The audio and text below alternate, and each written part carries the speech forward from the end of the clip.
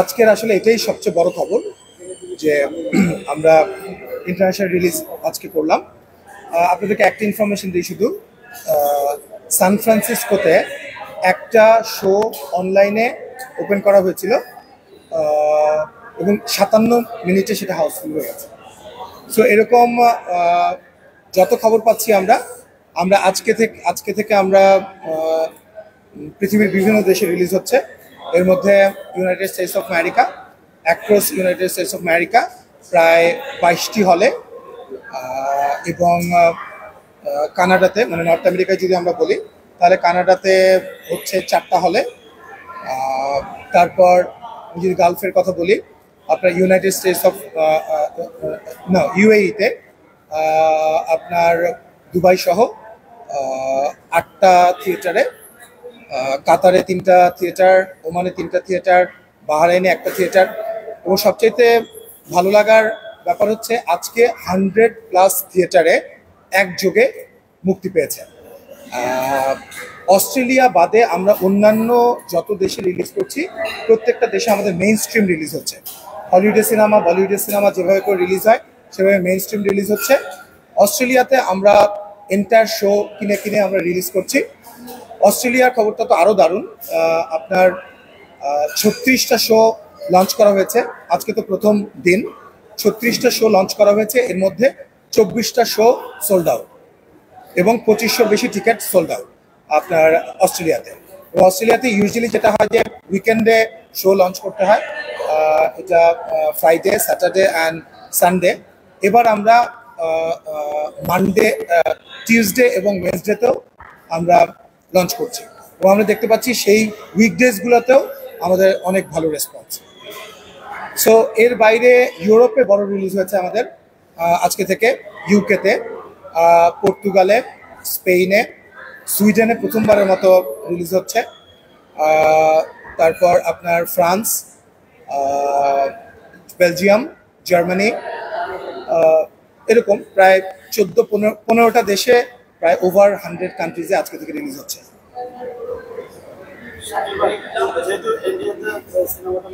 ও আচ্ছা, হ্যাঁ, এটা আসলে আমার আগেই বলা দরকার ছিল। আর আজকে থেকে তো এটা রিলিজ হলো এবং আগামী 5ই জুলাই আমাদের 5ই জুলাই ইন্ডিয়া এবং সিঙ্গাপুরে আমরা রিলিজ করছি। আর আরেকটা জিনিস আপনাদেরকে একটু জানাই, নর্থ আমেরিকা তো আমাদের জন্য একটা বড় মার্কেট, ভালো মার্কেট, যেখানে প্রচুর বাংলা ভাষাভাষী রয়েছেন। সো আমেরিকাতে আমরা 22টা হল দিয়ে আজকে শুরু করলেও আমরা কোনো ফ্যাব্রিকেটেড কোনো ইনফরমেশন দিচ্ছি না, এক্স্যাক্টলি যা হচ্ছে তাই বলছি। এবং আমরা 12ই জুলাই থেকে এই 22টা হল ওভার 50-তে গিয়ে দাঁড়াবে, কারণ 33টা হল প্লাস আমরা রিগালে আরও 30টা হল চেয়েছি। তো রিগাল আমাদেরকে জানাবে আগামীকাল বা আগামী পরশু জানাবে। তো সেখানে আমরা 20টা-25টা মিনিমাম হল আশা করছি। তো সেটা যদি হয়ে যায় তাহলে 12ই জুলাই থেকে টোটাল 50+ হলে অ্যাক্রস আমেরিকা চলবে।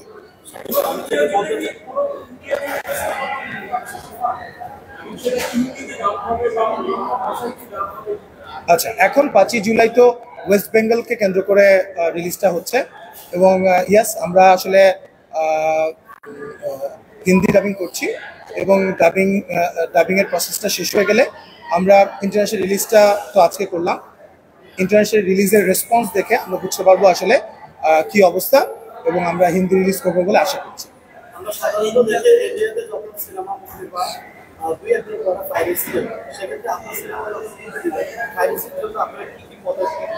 দেখেন, প্রথম কথা হচ্ছে পাইরেসি ব্যাপারটা তো অবশ্যই আমরাও চিন্তিত।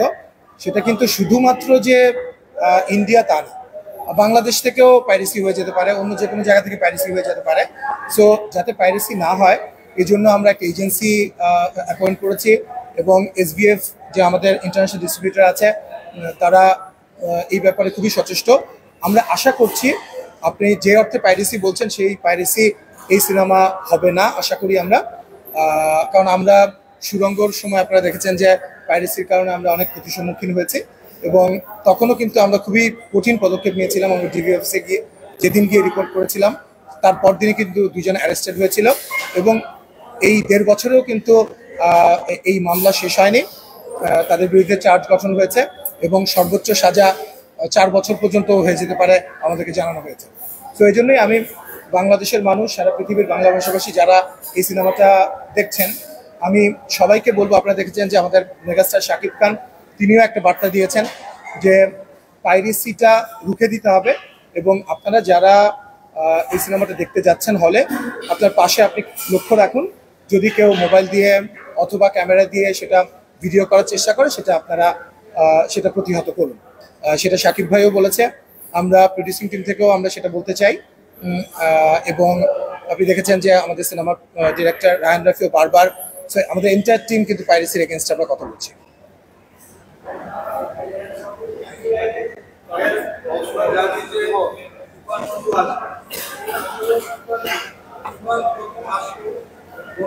বিভিন্ন নিউজে আমরা জানতে পারছি ওপার বাংলাদেশ বাংলাদেশের নিউজ থাকবে আসলে কোনোটাই থাকে না। আমার রাত্রি যিনি নেতাটা উনি বলছে যে এটা প্রথম হচ্ছে ট্রেলার, ফিল্ম হচ্ছে চলতেছে না।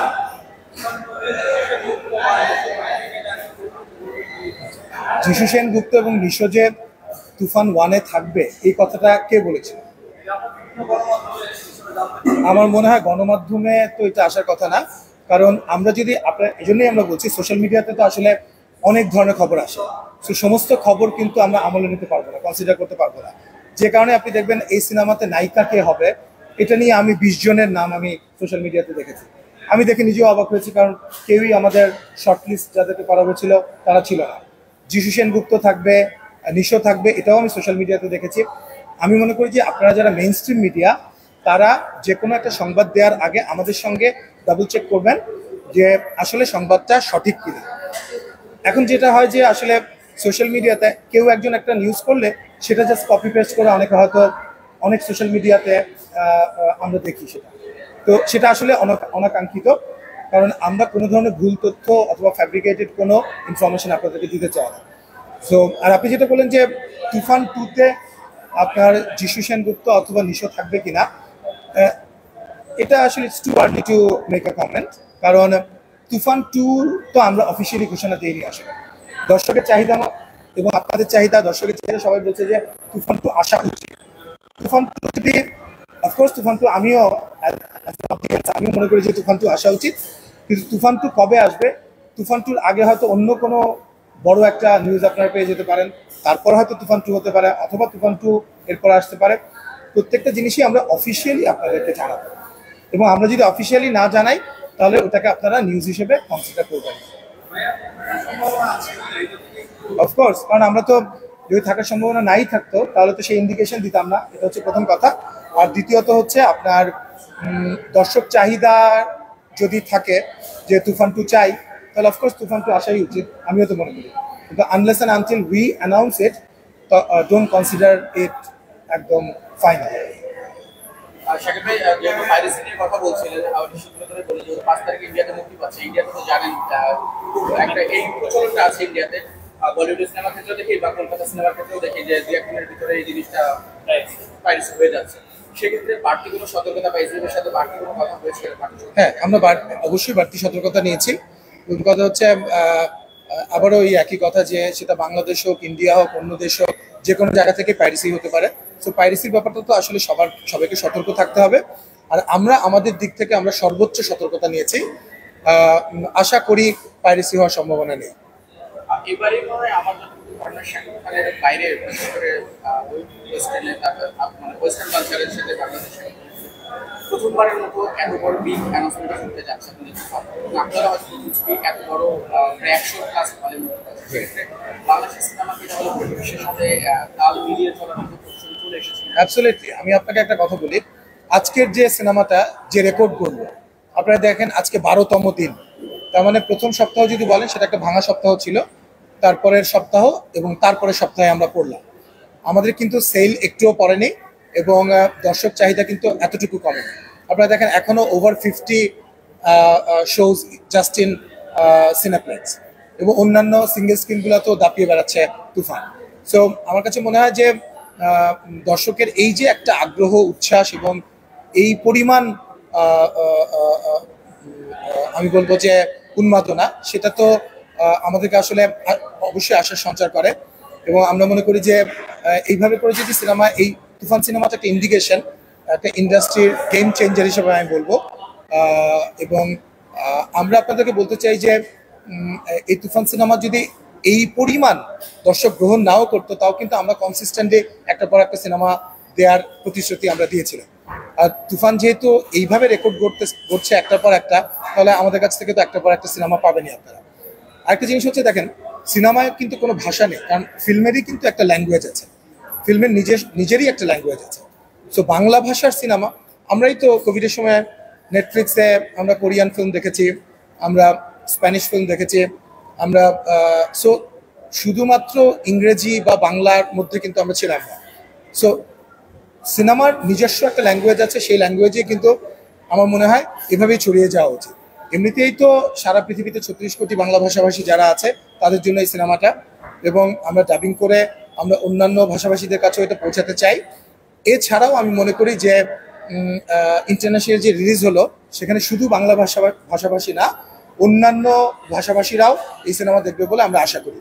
এটা একটা ইন্ডিকেশন আপনারা পাবেন যখন গানগুলো রিলিজ হয়েছে অথবা অন্যান্য কন্টেন্ট রিলিজ হয়েছে। আপনি খেয়াল করবেন যে সেখানে অস্ট্রেলিয়ান এবং ইংলিশ পিপল, আমেরিকান পিপল, এবং আপনি দেখবেন যে অন্যান্য ভাষায় সেগুলো রিভিউ হয়েছে, বিভিন্ন ইউটিউবাররা, রিভিউয়াররা রিভিউ দিয়েছে। তার মানে কন্টেন্টটা ওই জায়গায় পৌঁছে গেছে যে অন্য ভাষাভাষীদের কাছেও এটা একটা আগ্রহের জায়গা তৈরি করতে পেরেছে। সো আমার তো মনে হয় যে শুধু বাংলা ভাষাভাষী না, আমরা বাংলা ভাষাভাষী এবং অন্যান্যদের জন্য সিনেমা যাতে কাজ করে এমনভাবেই আমরা সিনেমা ডিজাইন করতে চাই। যেহেতু প্রযোজনা প্রতিষ্ঠান হিসেবে আপনাদের একটা শক্ত অবস্থানে আপনারা আছেন, সেক্ষেত্রে নতুন যারা আছে বা আসতেছে, আপনারা কাউকে লঞ্চ করার পরিকল্পনা করছেন কিনা? দেখেন, আমরা খুব মেথডিক্যালি কাজ করি। আমরা প্রথমে কাস্টিং নিয়ে কথা বলি না, প্রথমে আমরা গল্পটা লক করি, তারপর আমরা সেটা স্ক্রিন প্লে করি, তারপর সেটা ক্যারেক্টার স্কেচিং করি, সেই ক্যারেক্টারে যে ফিট করে তাকে নিয়ে। অফকোর্স শাকিব খানের কথা আলাদা, কারণ Shakib Khan is a megastar. So আমরা এই ছবিটা যেমন শাকিব খানকে মাথায় রেখেই কিন্তু এই ফিল্মের ডিজাইনটা করা হয়েছে। আর অন্যান্য যে সিনেমাগুলো, যেমন আমি বলে দিতে পারি আপনাদের, এরপরে আমাদের প্রতি 3-4 মাস পর পর আপনারা একটা সিনেমা আমাদের পাবেন। তো এটা কারণ হচ্ছে আমরা প্রথমে শোটা ডিজাইন করব এবং যে ডিরেক্টররা করবে, তারপরে ক্যারেক্টার স্কেচিং করে তারপর আসলে আমরা কাস্টিং করব। তো সেখানে যদি আমাদের কাছে মনে হয় যে এখানে নতুন কোনো ক্যারেক্টার লঞ্চ করে ফেলা যায়, অফকোর্স সেটা আমরা করব, সেটা তো না করার কোনোই কারণ নেই।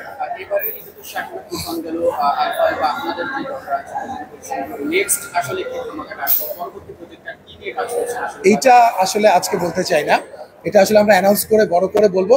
এবং আমাদের একটা সিনেমা যেটা অ্যানাউন্সমেন্ট হয়েছে অলরেডি, যেটা দম, এবং দম সিনেমাটা নিয়েও আমরা খুবই আশাবাদী, স্পেশালি আমি তো খুবই আশাবাদী।